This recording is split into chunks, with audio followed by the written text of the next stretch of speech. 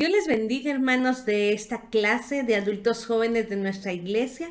Les doy la bienvenida a este tiempo en el que vamos a meditar nuestra lección. El día de hoy nos toca repasar nuestra lección número 17, que se llama Ignorancia versus Oídos Sordos. Soy la hermana Raquel Arteaga y el día de hoy vamos a estar meditando sobre un tema muy importante. Estamos en el trimestre de estar viendo una fe en la vida actual, en la sociedad actual. Entonces vamos a ver este tema que se trata del abuso sexual infantil. Pero antes de seguir con la clase, vamos a orar. Que el Señor guíe esta lección y que todo lo que oigamos y que todo lo que traigamos sea a nuestra vida para edificación de la iglesia, de nuestras familias y para bien de nuestra sociedad. Vamos a orar. Señor Jesús, en esta hora disponemos nuestra mente y nuestro corazón a escuchar tu palabra. Gracias, Padre, porque tú nos dejas en tu palabra todos los preceptos, toda la guianza que debemos tener. Te suplico, Señor, que tú seas con nosotros y que nos guíes en esta lección y hables a nuestro corazón en el nombre de Jesús. Amén. Quiero decirles que esta lección se llama Ignorancia versus Oídos Sordos. ¿Por qué? Porque a veces así actuamos ante estos males sociales que son tan importantes, que están presentes en nuestra sociedad y aún dentro de nuestra iglesia. El versículo para memorizar es Mateo 25:40, que dice: y respondiendo el rey les dijo: de cierto os digo que en cuanto lo hiciste a uno de estos mis hermanos más pequeños, a mí lo hiciste.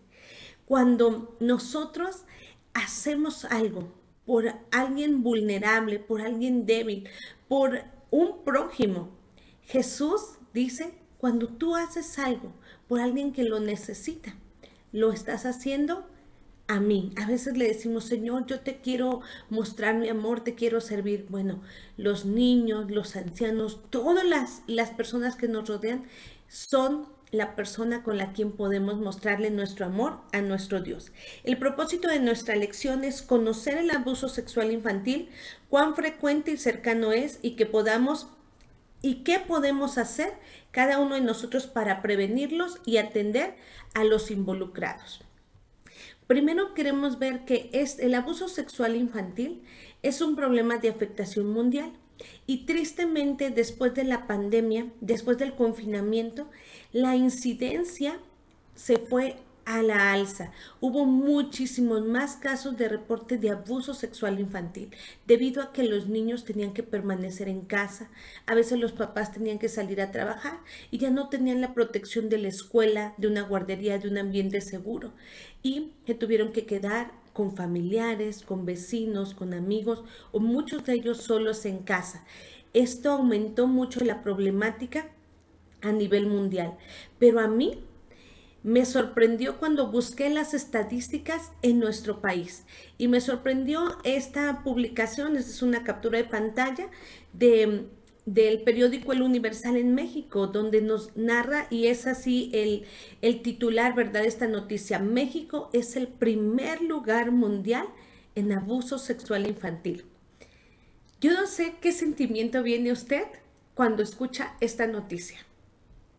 Ciertamente, como mexicanos podemos sentirnos orgullosos de muchas cosas, pero creo que esta noticia es algo que debe entristecer nuestro corazón y debe mover a nuestras conciencias a actuar y hacer algo en contra de este mal que daña la integridad de nuestros niños. En nuestra lección, que es escrita por la hermana Priscila Picabea, que ella es de Argentina, ella narra las estadísticas argentinas, mas sin embargo yo aquí traje las estadísticas para nuestro país. Para el 2020 se habían reportado 5.4 millones de casos de abuso sexual infantil en nuestro país, solamente en nuestro país. Es una cantidad exorbitante. 1 de cada 4 niñas y 1 de cada 6 niños sufren violación en nuestro país antes de cumplir la mayoría de edad. Tristemente, los agresores suelen ser el padrastro en un 30% de los casos, el abuelo en otro 30%, tíos, primos, hermanos, cuidadores en el 40% restante. Qué triste, ¿verdad, hermanos? Que la familia, que es el lugar donde debería un niño sentirse amado, protegido, la familia es su lugar de seguridad, debería de serlo. Es allí donde más se le lastima y más se le violenta. Únicamente en nuestro país se denuncian, estadísticamente podemos decir, 100 casos, y de esos 100 casos, solo 10 van a juicio. Y de esos 10, solo uno sufre condena.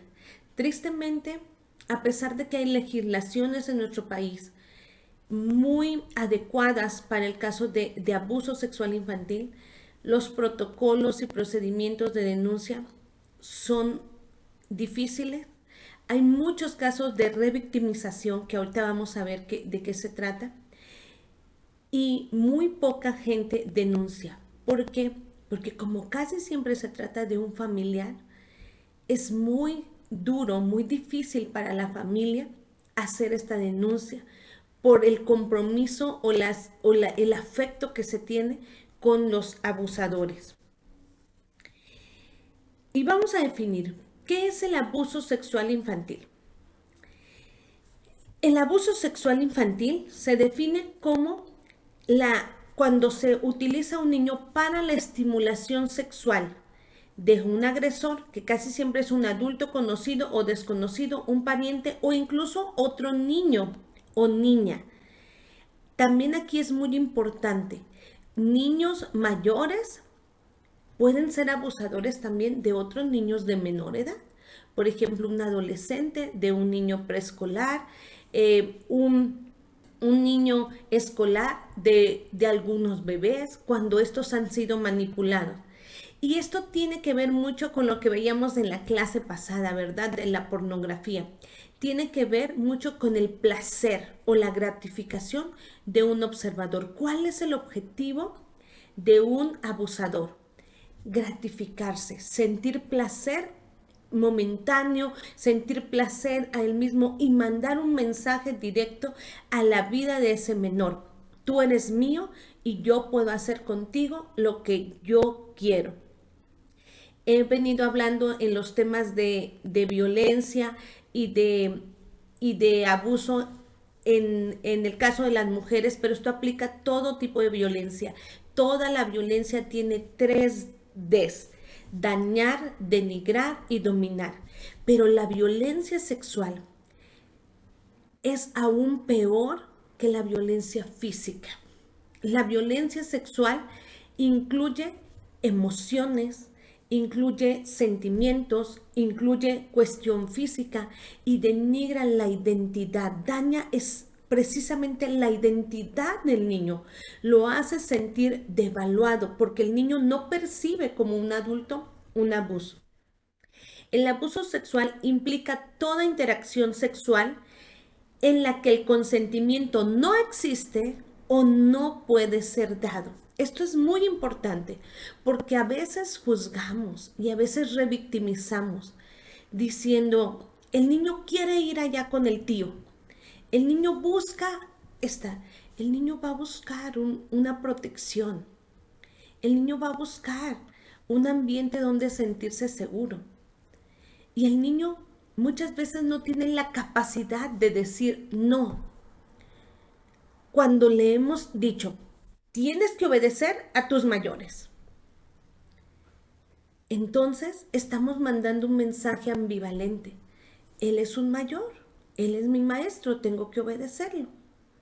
Pero no le hemos marcado los límites de hasta dónde puede obedecerlo y hasta dónde ya no. Más cuando somos padres autoritarios. O no nos damos el tiempo de platicar con ellos. El niño no tiene una capacidad de decir no. Y muchos abusadores dicen, él quería, yo nunca lo forcé.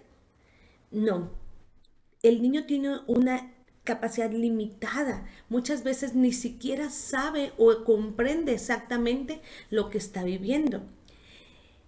tenemos el testimonio de una señorita que su mamá falleció, quedando ella a cargo de sus hermanos.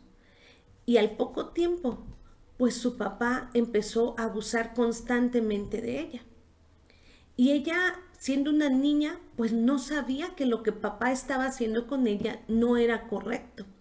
Hasta que fue adolescente, llegó a la iglesia y en un tema de estos ella se percató de la realidad que ella había estado viviendo todo ese tiempo. El niño muchas veces no entiende la naturaleza de la actividad. Entonces, ¿qué acciones o qué formas pueden significar un abuso en los niños? El manoseo, un toque inadecuado, ¿verdad? Vente, mija. Ay, cómo quiero a mi sobrino, cómo quiero a mi, a mi hijo. Frotamientos, contactos y besos sexuales. Coito interfemoral, a veces no existe una penetración, pero hay un frotamiento, a veces interfemoral o interglúteo, ¿verdad? Entre los glúteos o las pompis de ese bebé, de ese niño. También entra lo que es la penetración sexual o su intento, ya sea vía vaginal, anal o bucal, aun cuando se introduzcan objetos, ¿verdad? A veces es solamente el frotamiento, introducción de los dedos, introducción de objetos. También forma parte del abuso lo que es el exhibicionismo o lo que se conoce como el voyerismo, ¿verdad?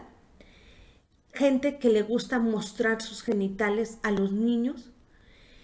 Actitudes intrusivas sexualizadas, como efectuar comentarios lascivos e indagaciones inapropiadas acerca de la intimidad sexual de los niños y de las niñas, ¿verdad?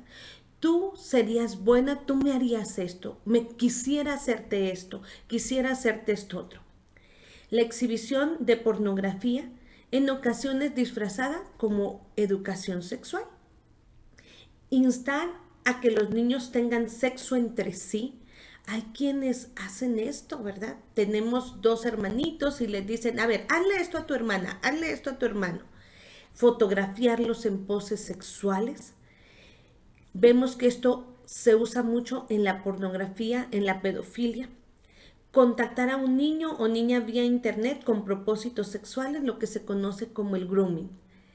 Todas estas son formas de abuso y todas son graves y todas las formas deben de ser denunciadas.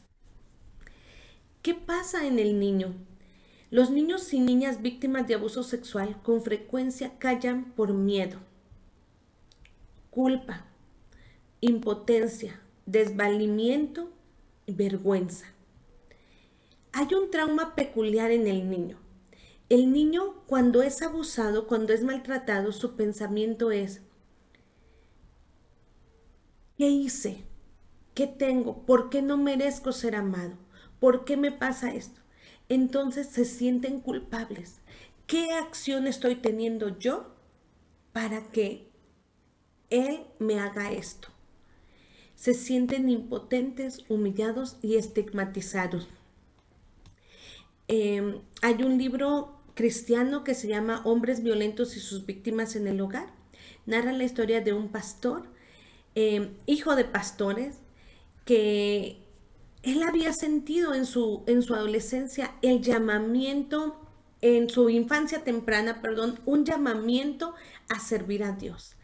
Y dice que poco tiempo después de que él tenía esa plena convicción en su corazón de servir al Señor, él fue víctima de abuso. Y cuando él le dice quiere contar esto, y le dice a su padre, ¿verdad? Papá, mira, ¿qué pasaría si mi amigo hubiera sufrido abuso? Y el papá le dice, nunca más podrías juntarte con él porque él ya sería un niño marcado. Entonces eso hizo que él callara. Y eso desencadena una serie de eventos en su vida que desencadenan en violencia, que desencadenan aún dentro aparentemente de la iglesia y del ambiente cristiano. Este es un libro muy bueno que yo lo recomiendo ya para que quien pueda adquirirlo hombres violentos y sus víctimas en el hogar. Narra estas dos partes, la relación de abuso y violencia. El niño se siente marcado.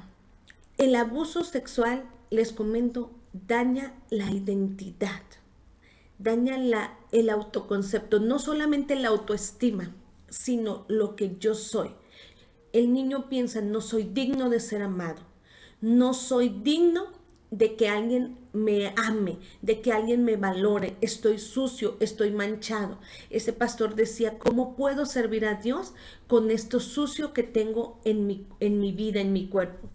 Este trauma psíquico se potencia con el tiempo. Muchas veces, cuidado papás, cuidado maestros, a veces creemos, incluso nosotros mismos, cuidado con esto, si no hemos trabajado esta parte en nuestra vida. El abuso sexual no se borra con el tiempo, ni se quita con los años. Es algo que tenemos que traerlo al Señor. La buena noticia es que el Señor puede liberarnos de todo tipo de abuso. Cada vez que pasa el tiempo, la consecuencia y el efecto es mayor, tanto psicológico, moral y espiritual. ¿Qué nos habla? ¿De qué nos habla la Biblia? ¿Y qué podemos? ¿Cuál es el tema que trae la Biblia respecto al abuso? Respecto al abuso, la Biblia nos dice, Jesús siempre mostró protección a los niños. Y nosotros podemos ver a un Dios de amor desde el Antiguo Testamento, protegiendo la integridad de los niños.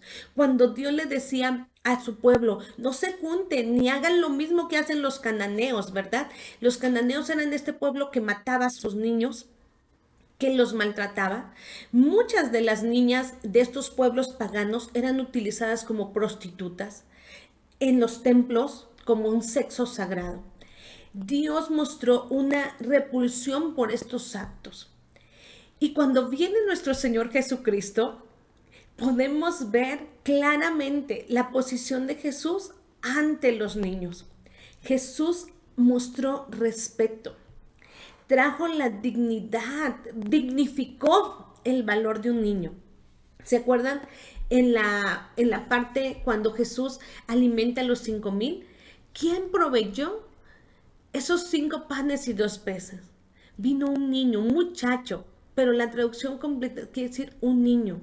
Y él escuchó a ese niño, lo trajeron ante Jesús y Jesús aceptó, escuchó a ese niño. Imagínense cómo se sintió ese niño cuando dijo, con mis peces y mis panes, Jesús hizo un gran milagro.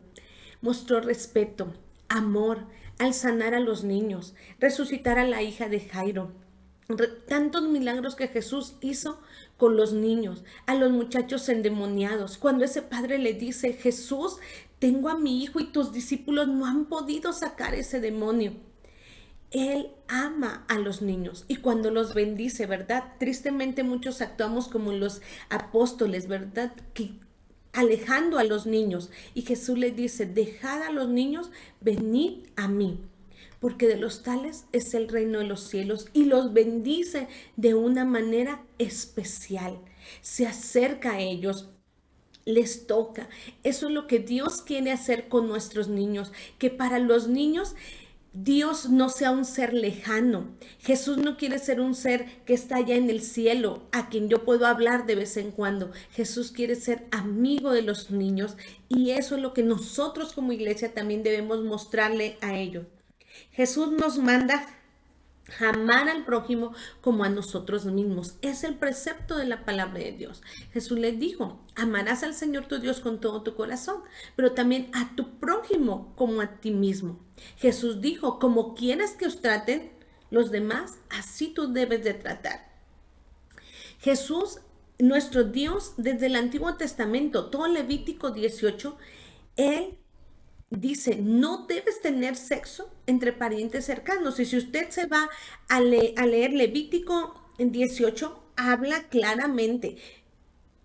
Padre no puede tomar a su hija, el abuelo no puede tener relaciones sexuales con sus nietos, con los hermanastros, con los hijastros. Todo el Señor es claro en cada una de sus órdenes que Él da. En Levítico 18:6, en la traducción del lenguaje actual, dice, entre ustedes nadie debe tener relaciones sexuales con una mujer de su propia familia. Dijimos que el abuso se da más entre seres de la misma familia. Así que Dios ya estaba dando una advertencia.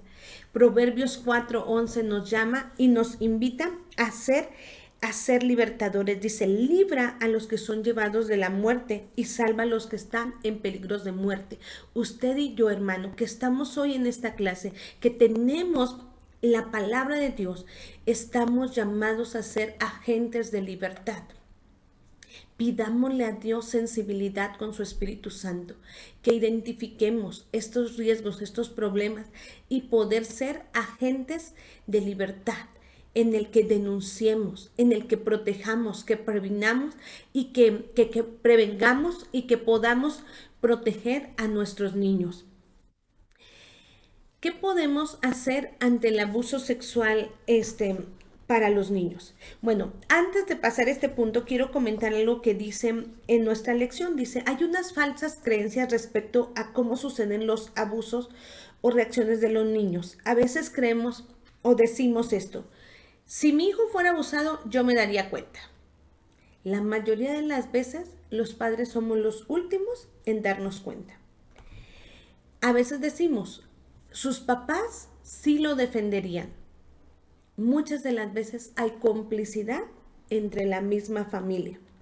A veces decimos, creemos que el niño confunde, que el niño está exagerando y a veces por eso no le creemos. Dice, es algo que el abuso que es frecuente en el abuso es creer que los niños mienten, confunden la fantasía con realidad o son usados por sus madres para vengarse del padre o algún familiar. Creer que solo se da en familias económicamente vulnerables. También esto es bien importante. A veces creemos, a mí nunca me va a pasar. O a veces creer que solo las niñas serán víctimas. Eso también no es correcto. Y también pensar que lo van a olvidar tampoco es correcto. Pero nosotros como adultos, ¿qué podemos hacer? Primeramente, entender, entender que todos podemos ser víctimas de abuso. Todos los niños son vulnerables, todos. Segundo, entender que debemos capacitarnos en este tema. Gracias a Dios, las instituciones de gobierno, la UNICEF, la Secretaría de Salud en nuestro país tiene cursos especiales para prevención, pero también nosotros en la iglesia. Esta misma clase es un acto de prevención, pero también con los niños en sus clases de escuela dominical. Por eso, hermano, es muy importante que tu niño esté en los grupos de discipulado de sus clases. Se tocan mucho estos temas, aumentando su valía, aumentando su relación con Dios. Tu niño puede ser prevenido de estos abusos. Pero también tenemos como clases, como iglesia, material específico. Lo que es Satura Kids tiene un curso especial de prevención de abusos. Sociedad Bíblica de México también tiene un curso especial. Y motivo a las mamás y papás de este grupo que si quieren que implementemos esto, pongámonos de acuerdo y podemos poner un taller, un fin de semana, por ejemplo, imaginémonos un sábado o un domingo, que hablemos de esto en la reunión dominical, trabajemos con nuestros niños, fortaleciendo este vínculo y haciendo que nuestros niños puedan salir prevenidos. Creo que sería una muy buena alternativa. Prevención y capacitación. Cuidar a los menores que nos rodean. ¿Conoce usted a los niños de su iglesia? ¿Sabe las necesidades especiales que tienen? Nosotros sabemos que en nuestra iglesia hay muchas hermanas solas, madres solteras, y se nos hace fácil a veces juzgar. Esos niños nadie los cuida, nadie los atiende. ¿Qué estás haciendo tú? Mínimo debemos orar. Pero segundo, puedes también ofrecerte, hermana, si no tienes quien te cuide, yo puedo cuidarte de un niño. Si no puedes ir físicamente, puedes echarle una llamada por teléfono a ese niño, ¿verdad? Mijo, ¿cómo estás? ¿Quién está? Para que se sepa amado, se sepa cuidado, se sepa protegido. Podemos hacer más. Cuidar a los menores que nos rodean, a los amigos de nuestros niños, estar atentos cuando vemos un cambio de conducta. Me gusta mucho el tema de Débora como juez de Israel. Dice, yo me levanté como una madre en Israel. Hermana, tienes tus hijos, gracias a Dios que Dios te ha dado el privilegio de tener hijos, pero hay muchos niños que necesitan que te levantes como una madre también para ellos. Brindar confianza. Eso a mí me gusta mucho ahora que los niños se han integrado más en las actividades en la iglesia, en los adultos, porque eso de tener niños abajo, jóvenes arriba, adultos, no. No hay que quitar estos bloques de separación de edades o de generaciones. Debemos de cuidarnos entre todos nosotros, brindar confianza, ser empáticos, escuchar con atención. La iglesia debe denunciar. Sí, hermanos. Yo sé que queremos la paz y que queremos evitar conflictos, pero el conflicto no debe evadirse. Ya venimos hablando de este tema también en los cultos de los martes. El conflicto debe abordarse de una manera saludable y el abuso se debe denunciar. Hay instituciones en nuestro país. Todos los abusos sexuales se denuncian ante fiscalía. Y de allí podemos también asesorarnos por lo que es el Instituto de Protección para la Niñez y la Adolescencia. Así que tenemos instituciones donde podemos recurrir. Y la iglesia, todos debemos apoyar, ser ese vínculo. Nada de que, ay, no te juntes con él porque él ya sabe cosas que tú no sabes. No, hermano, no es la manera correcta. No revictimizar. ¿Y estás seguro? ¿No habrás pensado mal?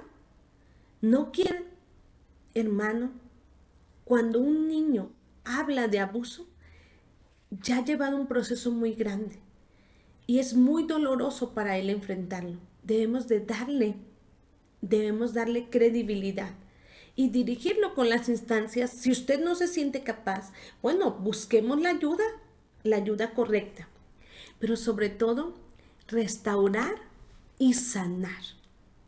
En la prevención encontramos mucho lo que es hablar de la sexualidad en amor. Sexualidad en amor. Enseñarle al niño las partes de su cuerpo, hablar correctamente de cada una de ellas, ¿verdad? Ser claros y específicos. ¿Por qué nos cubrimos las partes íntimas? ¿Quién puede verlo desnudo? ¿Quién no? ¿Cuándo puede permitir que haya un toque? ¿Cuándo no? ¿Verdad? Decirle esto a nuestros niños. ¿Sabes por qué yo supe que tú eras un niño o que tú eras una niña? Ah, es que tú tienes un pene, las niñas tienen una vagina. Y en tu pene y en tu vagina, allí este es el camino del amor y de la vida. Y allí están guardados en tus todos órganos internos las semillas de la vida. Y son tus tesoros, que cuando tú seas grande de allí van a salir tus hijos. Y como es un tesoro, tú lo cuidas y lo proteges y no dejas que nadie lo esté viendo. Lejos de decirle, no te toques, no agarres, no dejes esto, que a veces los ponemos en alerta, levantamos tabú y morbosidad, hablarles en amor, hablarles en amor. Pero sobre todo, algo importante que a mí me llamó la atención, ¿quiénes son los niños más vulnerables a tener abuso?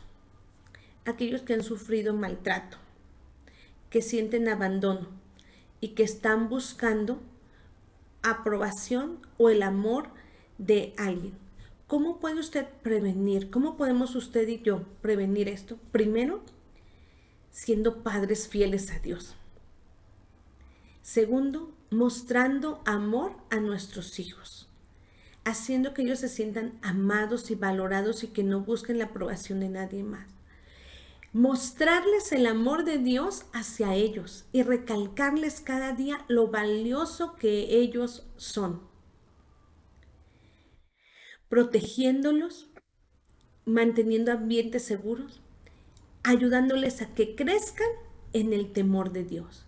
La fidelidad de usted, el amor que usted le muestra a su hijo y la identidad que usted vaya teniendo en él, lo va a hacer un niño fuerte, lo va a hacer un niño que se sepa amado, y este niño no va a ser víctima de abuso. Y otra cosa muy importante, entender que nosotros como cristianos somos llamados a restaurar. Primero, hermano, si usted ha sido víctima de abuso y lo ha dejado allí, tiene que traer esa situación a Dios. Perdonar, si es necesario buscar ayuda psicológica, hay que hacerlo. Si es necesario buscar consejería, hay que hacerlo. Están los grupos de discipulado, están hermanos con los que usted puede acercarse. Hermana, si usted ha sufrido esta situación, tiene que trabajar y entregárselo al Señor. Hay un proceso para esto. Sanar primero usted mismo para poder ser agentes de sanidad para las generaciones que nos rodean. Si usted, su familia, sus niños han sido víctimas de abuso, no se calle, no lo calle. Debemos denunciarlo. Estaba viendo que legalmente todo niño, aun cuando toda persona, quizás si de niño no denunció, pero ha llegado a la mayoría de edad, no por los años que hayan pasado, pierde el derecho de denuncia. Todos tienen el derecho de denuncia, aún ellos mismos. Cuando son menores de edad, la responsabilidad lo tenemos los adultos. Y sobre todo, creer en nuestro Dios. Dice Isaías 61, el Espíritu del Señor soberano está sobre mí, porque me ha ungido a llevar buenas noticias a los pobres. Me ha enviado para consolar a los de corazón quebrantado y a proclamar que los cautivos serán liberados. Esta es la buena noticia del Señor. Tristemente el panorama mundial, el panorama social, el panorama sobre el abuso es triste y es trágico y es doloroso, es indignante. Pero la palabra del Señor, el Evangelio de Dios nos dice que Él tiene poder para liberar, Él tiene poder para sanar, Él tiene poder para restaurar. Y esas identidades quebradas, el Señor puede restaurarlas y el Señor puede sanar nuestros corazones. Pero ¿qué necesitamos? Venir hacia Él y pedirle perdón. Hermano, son muchas las cosas que podemos hacer. Predicar el Evangelio, orar, pero también tenemos que prevenir, estar alerta, actuar, denunciar y sobre todo proclamar que el Señor Jesús trae sanidad a todos los quebrantados y afligidos de corazón. Espero que esta lección haya sido de bendición para su vida. No duden en contactarnos si usted necesita ayuda. Podemos ayudarle en oración y podemos aconsejarle también para que el Señor obre en su vida. No somos nosotros, es el Espíritu Santo sanando y restaurando, porque ese es el poder de Dios. Vamos a orar. Señor Jesús, yo te pido perdón, Padre, por todas las veces que como iglesia, que como individuos, cada uno en lo personal, hemos hecho oídos sordos o nos hemos hecho de la vista ciega ante maltrato y ante abuso contra nuestros niños. Perdónanos, Señor, por no haber denunciado, por no haber protegido, por no haber hecho algo más. Y yo te suplico, Señor, que nos ayudes a que de aquí en adelante podamos ser conscientes de esta necesidad, que tú amas a los niños y quieres, Señor, que tengan infancias felices, sanas, porque solo así vamos a poder tener familias sanas, iglesias sanas y sociedades bendecidas. Padre, si alguno de mis hermanos que ha escuchado esta lección ha tenido heridas en su corazón por el abuso, sé tú su sanador, sé tú su consuelo. Muéstrale, Señor, que tú le amas y que tú puedes restaurarle y puedes sanarle. Señor, si hay alguno de los niños en nuestra iglesia que está siendo víctima de abuso, ayúdanos, Señor, a poder ayudarle, a poder sanarlo. Y ayúdanos a ser agentes de cambio, que no por lo difícil y todos los obstáculos que hay en la sociedad desistamos, sino que creamos firmemente en que tú eres ese juez justo, fiel y justo, y que, Señor, tú nos has puesto como agentes de transformación, que nos has puesto, Señor, como agentes revolucionarios para traer libertad a los cautivos, porque no lo hacemos en nuestras fuerzas, sino que lo hacemos en tu nombre. Toma nuestras vidas, te lo suplico en el nombre de Jesús. Amén. Que Dios les bendiga.